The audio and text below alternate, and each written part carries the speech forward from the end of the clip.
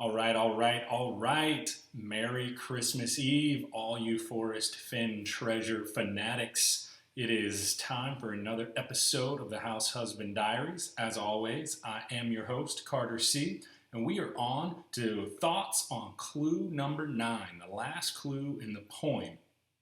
If you've been wise and found the blaze, look quickly down your quest to cease. Now that's 2 lines, so I'm totally this is an aberration, right? To use a Finn speak. I'm taking the 10th line, look quickly down, your quest to cease. I'm not really going to focus much on it because the clue is if you've been wise and found the blaze, but then the last part, look quickly down, your quest to cease. So I guess I could have done a separate video on that line, but let's be honest, I don't want to milk that. So yeah, I have a little teaser at the end, my possibilities. So we'll get right to it. If you've been wise, so looking up the definition of wise, all of the definitions are sort of in the same realm of did you judge properly? Were you discerning? Do you have knowledge or information or facts? So really, if we've been wise, do we know what we're looking for? And if we have been wise, then we found the blaze. So I've heard on a number of videos, watching over the past year or two, somebody had this crazy imaginative, crazy research, something like, wise as owl. And I was like, oh, I thought about that. But apparently there was some owl in Montana that's like the only owl that burrows. And talking about, like, it could be in the ground or something. I don't know. I watched, one of those rabbit trails that I guess we all go down. And so, but theoretically wise could be kind of like a connection to owls. Maybe owl would be carved. That's the blaze. He carved an owl into a tree or a rock or something. Maybe it's just one of those petroglyphs and it's an owl. Who knows? But when you look at wise, when you have judging, discerning knowledge, maybe it's a Native American, right? Maybe there's something about shamans, medicine men. I don't really even know. I think shamans are like Nepalese and out in the Himalayas or something. I have no idea. I don't really get into that kind of stuff. Maybe there's something to do with wisdom in the Native American culture of the Southwest. And maybe there's something else that I'm just not thinking of. Why seems pretty straightforward to me. But then I thought, well, I'll get to the teaser at the end. We'll move to the blaze, but before we do that, as I do in some of these videos, another shout out to Coffee with Cal and K-Pro. So this is my, how do we do that? Yeah, Guinness. Picked this up in Dublin, Ireland a couple of years ago. Drinking Panamanian coffee out of an Irish Guinness mug. But yeah, I don't know, it was sometime around when I first found Mike's videos, and I had a really cool coffee mug in Charleston, which I'll show in another video, and that kind of started my collection of coffee mugs, Mike. So I don't know if it was you or if I liked that mug before I found your videos, but now that's what I do. I travel around and I try to find cool, unique mugs, and it's addicting. So anyway, found the blaze. So if we found the blaze, it seems kind of obvious that if you're like, oh, if you're wise, then you just found the blaze like carved into a tree. But I don't know that that's wisdom. Like, did you that could just be just trial and error. If you just look at all the trees, in the Rocky Mountains, you'll eventually find something carved in a tree. I've heard it could be an owl carved in a tree, his initials FF, the double omega. A blaze is a fire, right? Maybe it's a fire that's been carved, flames carved into a tree. Maybe it's just a notch. I know somebody was talking about, whatever the notch hunting, that has some connection. A blaze is like a white patch on a cow or a horse, and he had a cow. So maybe it's a cow face, not a cow lazar, cow laser. But maybe it's just HOB, Homer Brown. Maybe it's Brown.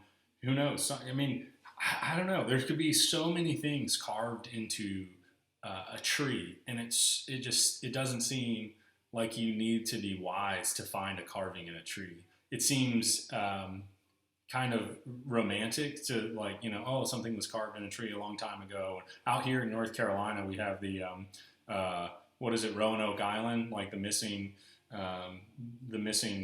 village or whatever, the fort, and all the people are just gone, and there were some carvings in the tree. Like, that's kind of romanticized about, oh, we're just going to carve, like, whatever initials and wrap them in a heart with an arrow through it. But I don't know that that's what Forrest was going for, and I definitely don't think that takes wisdom to find that. But it seems really obvious, and it's a road that I think we have to consider. Another definition of blaze was sparkling brightness, like as a jewel. It could be a jewel that's been carved in. I find that one hard to to stomach as well. And then another definition is brilliantly conspicuous, and that those two words remind me of words that Forrest would say, like an aberration. Look for something that's conspicuous or something that's an aberration. Maybe that's just a blaze, and it's who knows what that could be when you look out at all the random things in TTOTC, in the thrill of the chase, random stories. Old ladies, pies, frosty. Just so many stories that we'll get to in later videos. But so many things are conspicuous, whether they're brilliant or not. To each their own, right? So I think there's a little bit of brilliance in a lot of things. But yeah, sometimes you're just speechless when you're trying to make sense of all of this. And then I've got one more, and then the second one is kind of, I'll bring something that's a little bit crazy and imaginative, as I try to do in most of these videos. And then I promise you that I will have a video where I come up and I share one of my really imaginative solves. I've kind of shared bits and pieces, but I'll go through line by line. I've got maybe two of them, so we'll look for that in another video. But then, a blaze is just, you just blaze a trail. It could just be a trail.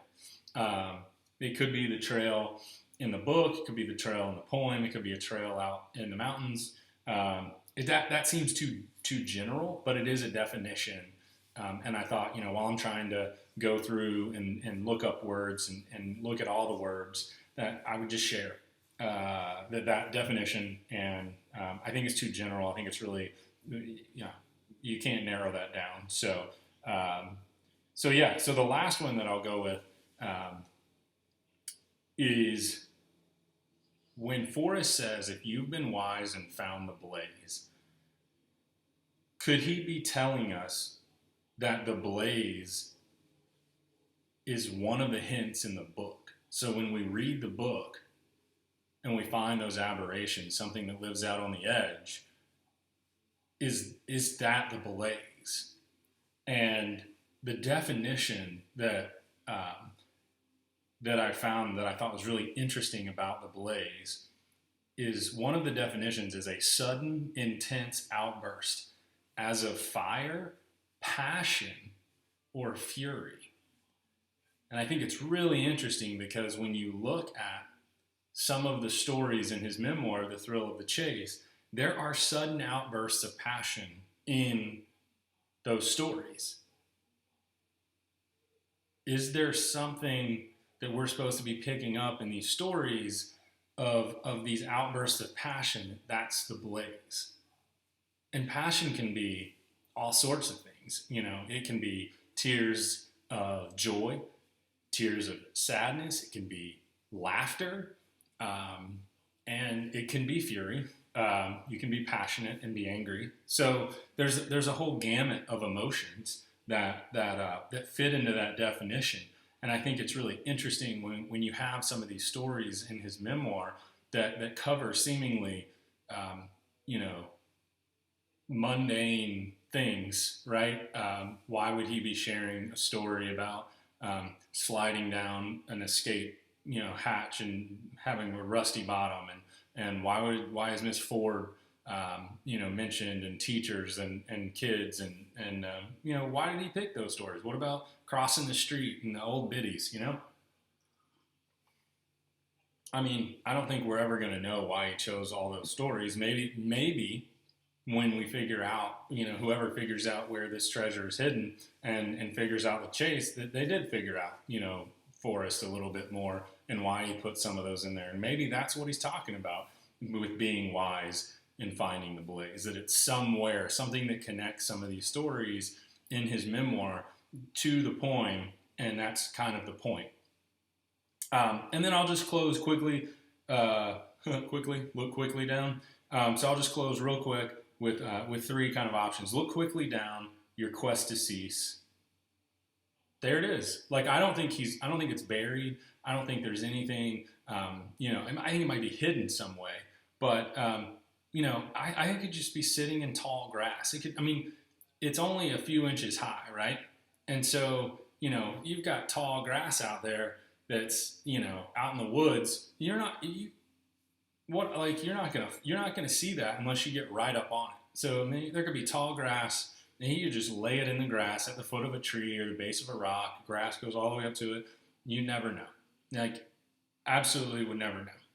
I also thought maybe there's a tree, like a root ball or something. The tree's fallen over, and there's just kind of like a hollow underneath, or maybe where the tree has fallen over and the root ball, and it could just be placed underneath in a little cavity that it's just placed there, and that tree will take decades to or at least years to decay, and it'll just be sitting there. And then the last thing I thought of was maybe there's just a hollowed out stump or something, and you just place it in there, because at the end he says, if you've been brave and in the wood, so maybe you have to go just reach into a hollow. It'd be cold, it'd be wet, be damp. Who knows? Let me know what your thoughts are. That's sort of my thoughts on Clue 9. And if anything sparks interest, I'd love to hear about it. It's really fun. As I said to start the video, Merry Christmas to everyone. I know this video will be on long after Christmas, but if you're watching it today or tonight, tomorrow is Christmas. So have a great day. Hope everyone is blessed. And see you in the next episode. Thanks for watching.